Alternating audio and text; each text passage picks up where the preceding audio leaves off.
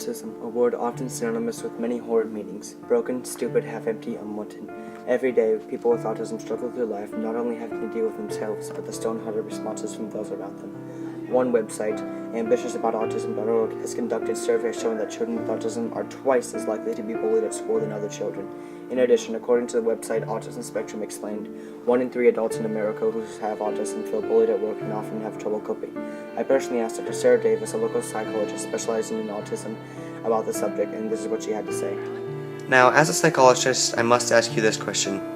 Of the number of kids you deal with who have autism, how many do you think constantly complain about being bullied or persecuted at school or otherwise?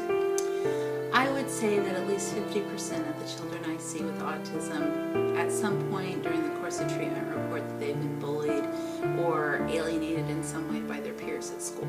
Do you think this is because they felt it was because of their autism or just simply because this is what happens with a lot of kids?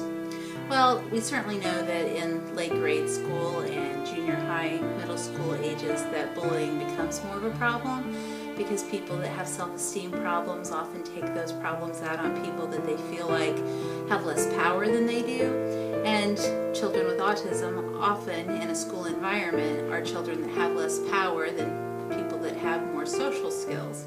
So children with autism may have a difficult time using language, body language, and gestures to get themselves out of a situation with a peer, and that can make it uncomfortable for them, and it can result in bullying because they're seen as different from their peers. The real trouble, however, comes from the incidents regarding the treatment of the victims and their guardians. August 16, 2013, Cara Begley, a 44-year-old mother from Newcastle, received an angry letter from, quote, one pissed-off mother wishing her autistic son to leave the neighborhood, saying, "He is a hindrance to everyone, will always be that way. Personally, they should take whatever non-retarded body parts he possesses and donate it to science. Do the right thing and move or euthanize him." Imagine the thoughts going through this poor mother's head. She already has to give up sleep and money to help her son, and all this pissed-off mother can think about is herself. The most tragic part is Max can't help it. Trauma doesn't stop within the home, though. On May 6, 2014, Jennifer Sampler and Elliot Ferguson were denied their son's acceptance to Washington Market, a daycare in New York City, because he was diagnosed with autism. The school believed he was not ready and would be alienated by his peers. I later asked Alan McDonald, longtime Noblesville High School guidance counselor who has had experience with kids with autism, about the subject, and he had this to say. As the school guidance counselor, do you think that most students in Noblesville High School get a really good picture of what exactly the autism spectrum is compared to other schools, and do you think they're well educated about it? Compared to other schools, I think we're just as knowledgeable and aware as anybody else, but saying that, I would rate it as poor. The understanding and the even the compassion that maybe goes with it. I think there's an awareness, but I don't think there's a good understanding. But that's the way it is with a lot of young people. I mean, we see things, we don't necessarily have to understand them. We have to understand kind of how to handle it, but I don't know if anybody can just accurately describe unless they've actually been in those shoes.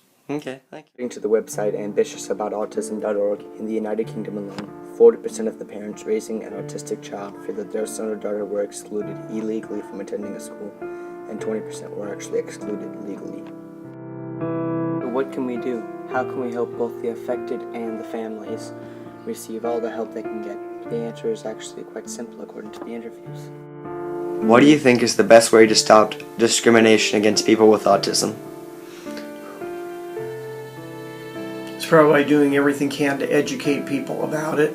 Finally, I just want to ask one more question. In your opinion as a psychologist, what do you think is the best way to stop discrimination against autism?